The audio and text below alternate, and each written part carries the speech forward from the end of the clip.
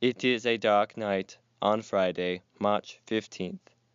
8 Shakespearean characters decide to go on separate camping trips in the woods of an undisclosed location. Little do they know, a terrible thing will happen to them. A camping trip. That was your big idea for our honeymoon. We could have gone to Vegas or Paris or even London, but you chose these dank, gnarled, dirty woods.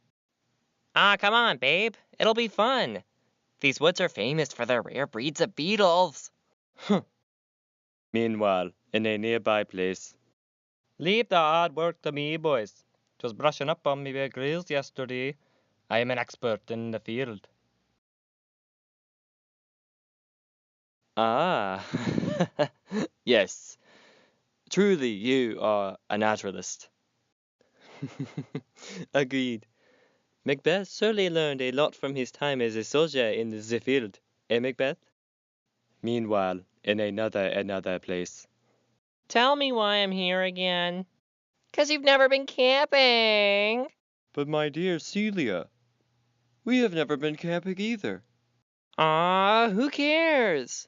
What could possibly go wrong?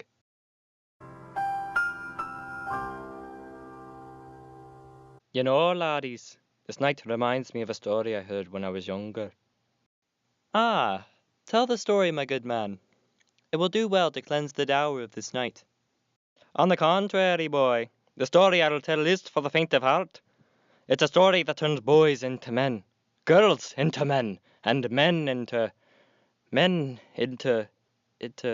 uh, well, bigger men. Why don't you just tell the story, good sir? Ah, yes. Once upon a midnight dreary, a night as murky as this present night, there was a man known only as the Bard. They say this man was once a good playwright, but some terrible misfortune brought the pupils of his works to animation. This grave misdeed drove the Bard mad, and he sought to right the wrongs of life by killing his own characters. Armed with his madness and a mighty eraser, he set out upon his grisly quest. I mean, honestly, I could have been in a luxurious bath right now, in one of the greatest cities in the world. But no, you chose for us, on our honeymoon, to be in some forest in the midst of nowhere. Okay, so this goes here, and I believe I tie this here, and next.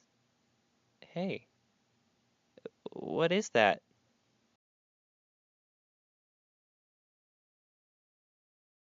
What is your deal? I need a tent to sleep. Oh, Yorick! I knew him well, Ophelia. He was an honored friend, but here, in these woods, he met his bitter end and murder. Some say that the bard is still around, still wandering the world for his characters.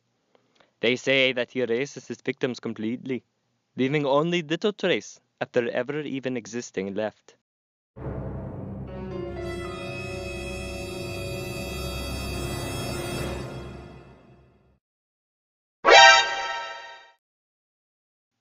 Dear Hamlet, behind us! A shade doth loom, holding such a weapon in its hand, dare I not to think what its intentions be.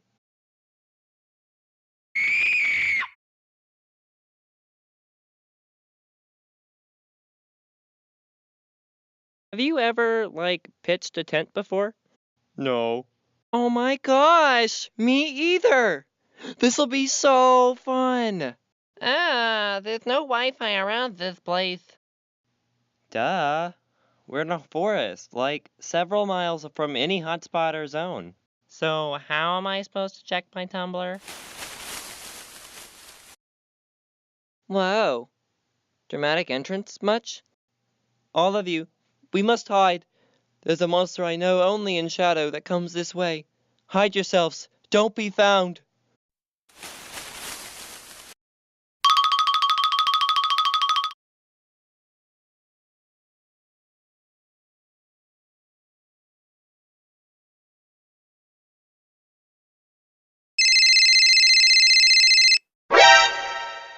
Hello?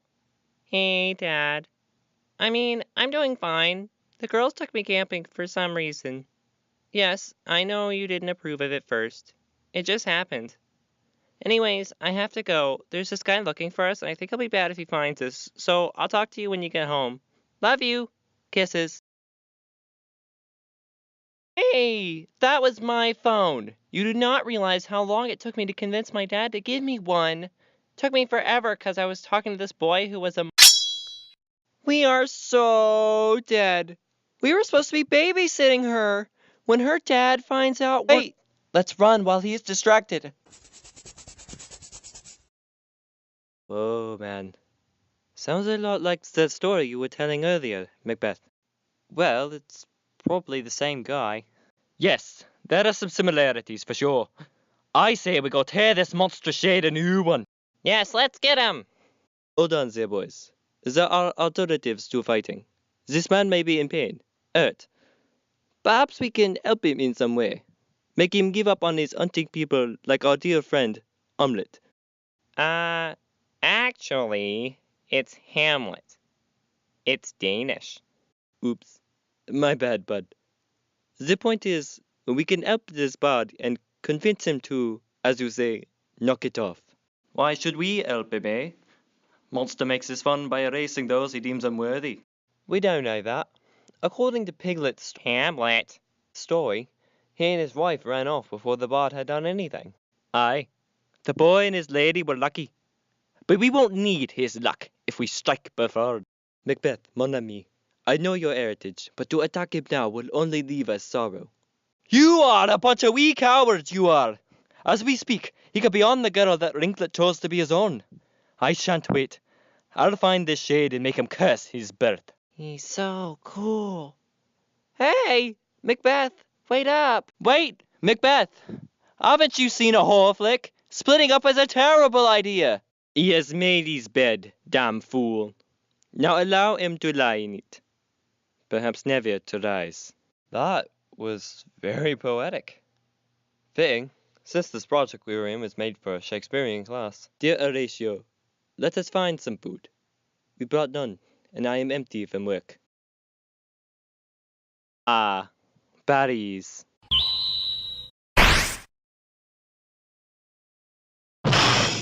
Oh, I am hit.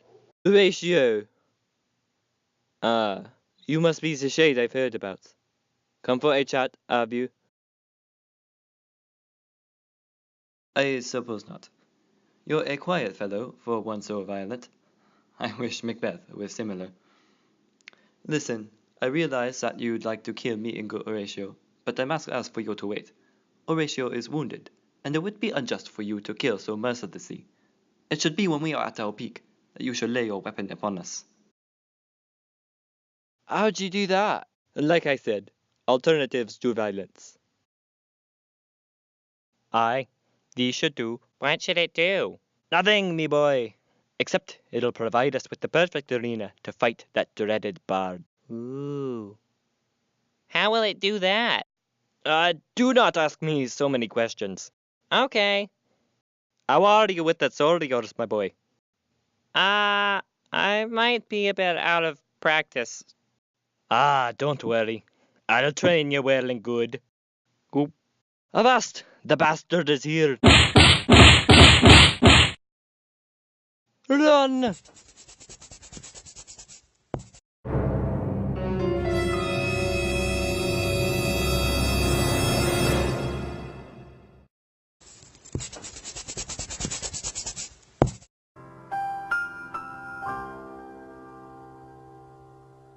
And then he takes me on this camping trip for our honeymoon, mind, instead of some fantastic trip to Paris or something.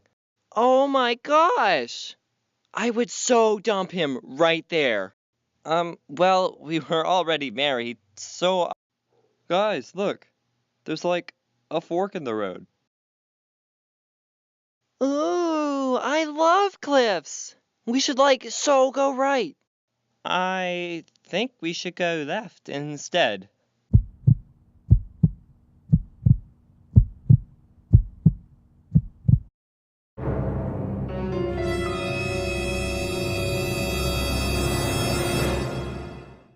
The shade! Run!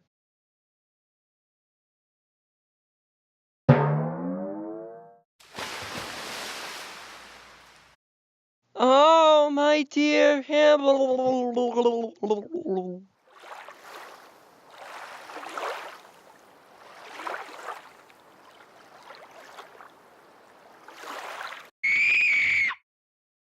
Dad? Rosalind?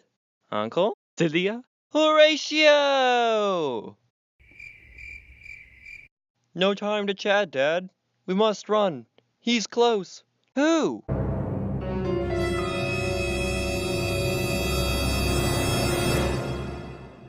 Run! Wait! She's been caught! Hey, totally let me go!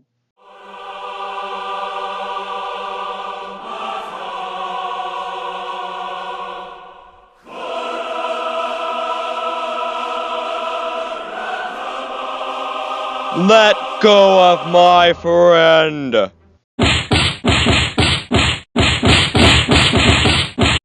We should have just, done that to begin with. Yeah. Would have been easier, I suppose.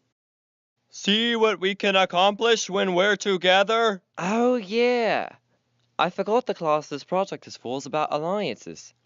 Because of her close friendship with Celia, Rosalind was able to overcome any obstacle in her way, even that dreaded bard.